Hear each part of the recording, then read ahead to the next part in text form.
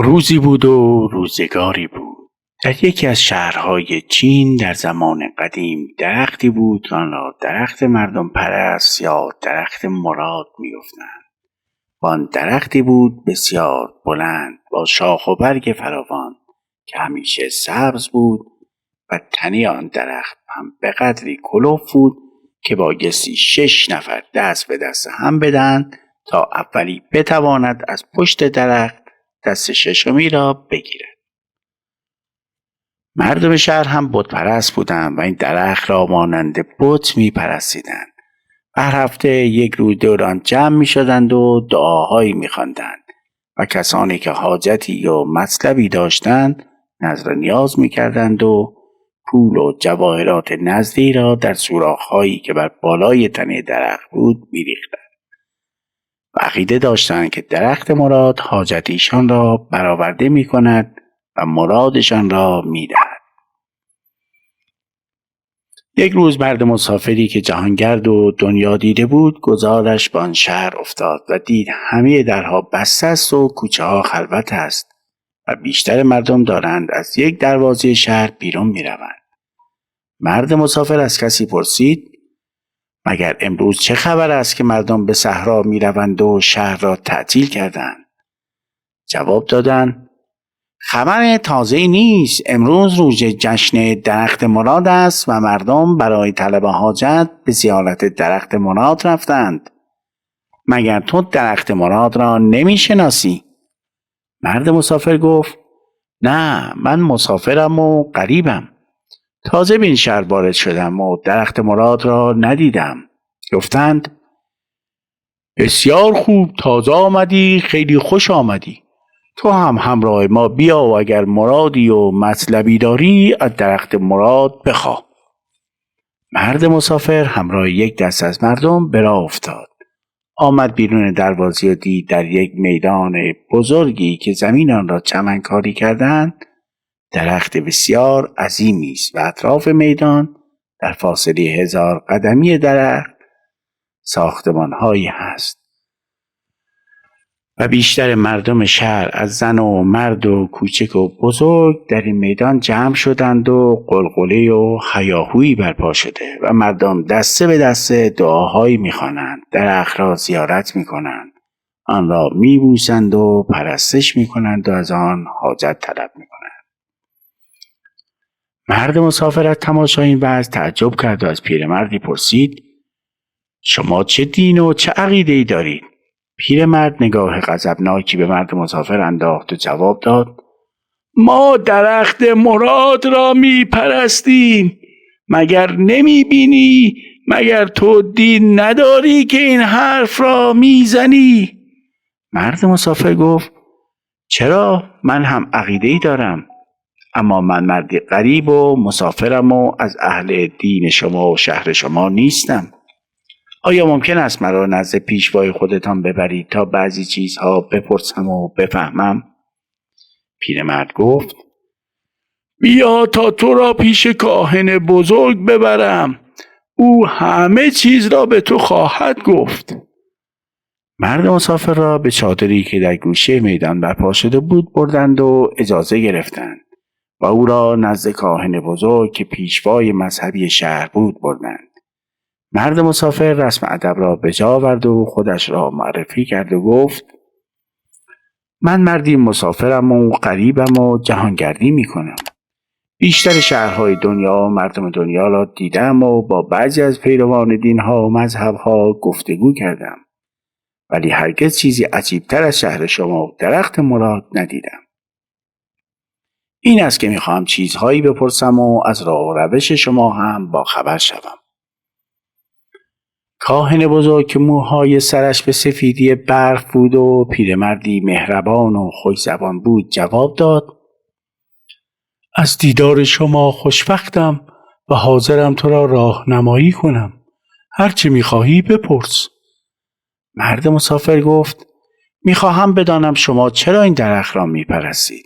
پیر کاهن گفت برای اینکه این درخت مراد است و محترم و مقدس است. ما همان را میپرستیم. مرد مسافر که می‌ترسید اگر با عقیده آنها مخالفت کند او را اذیت کنند گفت: می‌دانید که من هیچ دشمنی با شما ندارم. اگر از رفتار شما گفتگو می‌کنم علتش آن است که من دین دیگری دارم و می‌خواهم چیزهای بیشتری بفهمم. ولی بسیار تعجب می‌کنم که شما همه چیز را گذاشته اید و درخت را پرستش می‌کنید. آخر درخت که از خودش اختیاری و اراده‌ای ندارد و روح ندارد و حرف نمیزند و چیزی نمیفهمد. کاری از دستش بر نمیآید. از خود شما عاجزتر است و اگر کسی بخواهد آن را بشکند و بسوزاند خودش را هم نمیتواند نگهداری کند. چگونه از او مراد میخواهید انتظار دارید که درخت برای شما کاری انجام دهد؟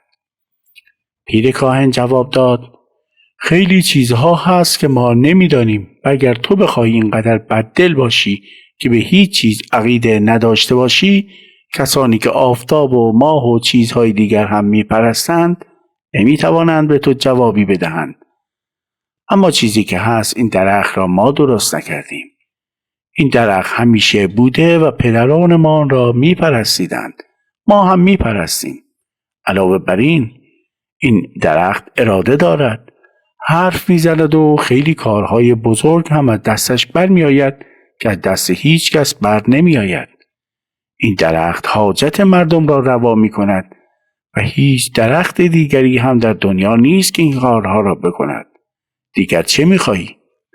مرد مسافر گفت: ممکن است من هم حرف زدن درخت را ببینم؟ پیر کاهن گفت: چرا ممکن نباشد؟ این درخت راهنمای مردم است و هر چه بخواهی به تو جواب میدهد. اما باید احترام آن را نگه داری و آدابان را به جا بیاوری و همراه ما باشی. مسافر گفت: بسیار خوب، برویم چیزی از درخت بپرسیم. پیر کاهن همراه مسافر آمد و آدابی که میدانست به جا آورد. بعد به درخت گفت: ای درخت مقدس، این مرد مسافر است و غریب است و میخواهد صدای تو را بشنود و با تو سخن بگوید. از درخت صدایی درآمد و گفت: ما غریب را گرامی می‌داریم، اما تا ایمان نیاورد و به دین ما در نیاید با او سخن نمیگوییم. او بیگانه است و باید اول دین ما را قبول کند. مرد مسافر به پیر کاهن گفت: بسیار خوب، بس است، برگردیم. حرف زدن درخت را دیدم، اما من در دنیا حیله بازی زیاد دیدم و به این آسانی به چیزی ایمان نمی آورم و باید درخت را امتحان کنم. باید مقداری روغن چراغ بیاورم و درخت را روغن مالی کنم، آن را آتش بزنم. آن وقت اگر درخت آتش نگرفت و نسوخت قبول می کنم، یا اینکه اره می آورم. اگر درخت را نبرید ایمان می آورم. پیر کاهن گفت: نه، چنین امتحانی ممکن نیست. خاموش باش که اگر مردم بفهمند تو اینقدر بددل هستی و به درخت مراد بی احترامی میکنی تو را قطعه قطعه خواهند کرد. مرد مسافر گفت: بسیار خوب، پس من هم ایمان نمی آورم و مرا به خیر شما امیدی نیست. با شما هم دشمنی ندارم. چند روز در شهر شما گردش میکنم و میروم. مرد مسافر فهمید که درخت مراد یک رازی دارد و حیله‌ای در کارش است، اما از مردم میترسید که چیزی بگوید و مخالفتی بکند. آن روز گذشت و مردم به شهر بازگشتند و مرد مسافر فکر کرد که خوب از شب بروم این درخت را با تبر بشکنم و راز آن را بفهمم و مردم را هم از این نادانی که گرفتاران هستند نجات بدهم. نیمه شب که دیگر هیچ کس در میدان درخت مراد نبود، اره‌ای و تبری به دوش گرفت و آمد پیش درخت و خواست درخت را بشکند. و همین که اره را به آن کشید از صدای آن فهمید که میان درخت پوک است. پس تبر را برداشت تا تنه درخت را با تبر بشکند. دوست عزیز، حالا که تا اینجا اومدی و داستان رو تا اینجا گوش کردی، اون دکمه لایک رو بزن و یه کامنت خوشگل بذار و نظرت رو بگو. و اگر احیانا تا حالا سابسکرایب نکردی با سابسکرایب از ما حمایت کن. ممنونیم. در این موقع صدای درخت بلند شد و گفت: ای مرد کیستی و چه میخواهی؟ اره را برای چه آورده ای؟ مسافر گفت اره که چیزی نیست، تبر هم دارم و میخواهم تو را بشکنم و از بیخ و بن براندازم. درخت گفت مگر از من چه بدی دیدی که با من دشمنی داری؟ مسافر گفت به من بدی نکردی، اما تو مردم را فریب میدهی و از یاد خدا غافل میکنی و من میدانم که رازی و حیله‌ای در کار تو است. میخواهم تو را رسوا کنم و مردم را از گول خوردن آسوده سازم، چون میدانم که از تو هیچ کاری ساخته نیست و ایمانی که مردم به تو دارند از نادانی و بیخبری آنهاست. درخت گفت اشتباه میکنی. من درخت مردم پرستی هستم و مردم هم برای خوبی های من است که به من عقیده دارند. تو هم اگر حاجتی داشته باشی روا میکنم. و اگر دست از من برداری و مرا به حال خود بگذاری، هر روز صبح پیش از اینکه آفتاب سر از کوه برآورد 1 سکه طلا به تو میدم تا به زودی پولدار و توانگر بشوی و قدر بزرگی و بزرگواری ما را بدانی. حالا راضی شدی؟ مرد مسافر قدری تعجب کرد و گفت پولا چگونه میدهی؟ درخت گفت هر روز صبح پیش از برآمدن آفتاب از دروازه شهر بیرون بیا. در طرف راست تو رودخانه‌ای هست. بر روی رودخانه پلی است. 2 طرف پل دیوارهای کوتاهی هست که پنجره‌هایی دارد. در طرف راست ردیف اول پنجره‌ها را از بالا به پایین بشمار. در خانه 4 1 سکه طلا هست. بردار و به سلامت برو. هر روز همین کار را بکن تا ببینی درخت مراد چگونه مراد میدهد و به دشمن خودش هم خوبی میکند. مرد مسافر حیرت زده اره و تبر خود را برداشت و رفت و فردا به همان نشانی سکه طلا را یافت و برداشت و با خود گفت اگر درخت مراد برای همه بد باشد، برای ما بد نیست و مراد ما را میدهد تا ببینیم چه می شود. روز بعد هم رفت سکه طلا را برداشت و فکر کرد که بد نشد، پولی به ما میرسد. مردم شهر هم خودشان میدانند. عیسی به دین خود، موسی به دین خود. آنچه معلوم است مردم بدی نیستند و آزارشان به کسی نمیرسد. درخت مراد هم برای ما ضرری ندارد. 7 روز گذشت و هر روز صبح مرد مسافر پیش از آفتاب میرفت سکه طلای مفت را از خانه 4 پنجره دیوار پل بر می داشت و میرفت دنبال گردش و تماشایش. اما روز 8 که رفت از سکه طلا خبری نبود. این سوراخ را نگاه کرد، آن یکی را جستجو کرد، خانه 3، خانه 5، ردیف 2، همه جا را گشت و آه در بساط نبود. آن وقت اوقاتش تلخ شد و گفت تا حالا درخت مراد به ما باج میداد، با هم حرفی نداشتیم، اما حالا معلوم می شود که درخت ما را فراموش کرده است. امشب میروم به حسابش میرسم. نیمه شب اره و تبر خود را برداشت و به طرف میدان درخت مراد به راه افتاد. آمد تا وارد میدان درخت مراد شد. اما همین که قدم روی زمین چمنکاری گذاشت، از 2 گوشه تاریک میدان 2 نفر فریاد زدند آهای سیاهی، ایست، بی حرکت، اگر از جایت تکان بخوری نابود میشوی. مرد مسافر از ترس همانجا ایستاد. آن 2 مرد قوی هیکل پیش آمدند و گفتند دیوانه خیره سر، نصف شب کجا می روی؟ مرد مسافر از جان خود ترسید و گفت میروم درخت را زیارت کنم. گفتند این وقت شب موقع زیارت نیست، موقع خواب است. تازه اگر هم به زیارت می روی اره و تبر را کجا می بری؟ جواب داد من مردی هیزم شکنم و اره و تبر اسباب کار من است که همه جا همراه می برم. گفتند به همراه داشتن اره و تبر در حضور درخت ممنوع است. آنها را همینجا بگذار، برو مرادت را بگیر و برگرد.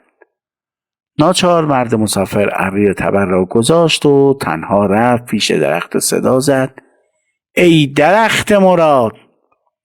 صدایی جواب داد: چه میخواهی؟ مسافر گفت: من همان مرد غریبم که قرار بود هر روز صبح یک سکه طلا بگیرم. امروز سکه طلا در خانه چهارم پنجره دیوار پل نبود. درخت گفت: بله، سکه طلا تمام شد و اگر هم جیک بزنی و به کسی از این موضوع حرفی بزنی، دستور میدهم مردم شهر تو را ریز ریز کنند. تو آدم بیدین و گناهکاری هستی که به ما بی احترامی کردی. مرد مسافر گفت: پس چطور تا حالا گناهکار نبودم و حالا گناهکار شدم؟ درخت گفت: تا حالا غریب بودی و مسافر بودی و مهمان بودی و ما میخواستیم در این شهر راحت باشی و یاد خیلی از ما ببری. اما حالا که میخواهی اینجا بمانی باید ایمان بیاوری و طمع پول هم نداشته باشی. مسافر گفت: پس چرا روز اول این حرف را نزدی که تکلیف خود را همان شب اول که اره و تبر داشتم بدانم؟ درخت گفت: شب اول تو قصد خیر داشتی و برای خدا آمده بودی. ما هم عقیده تو احترام گذاشتیم، زیرا عقیده هر کسی محترم است. اما حالا دین خودت را به سکه‌های طلا فروختی و برای پول آمدی و مرد طمعکاری هستی. دیگر اینکه آن روز ناشناس بودی و حالا ما تو را به مردم شهر شناسانده ایم.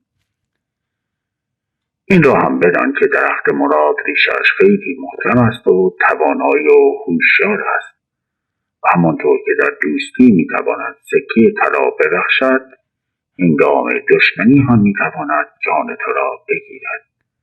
اگر قصد دشمنی داشته باشی، جان سالم از این شهر به در نخواهی برد. حالا خود دانی.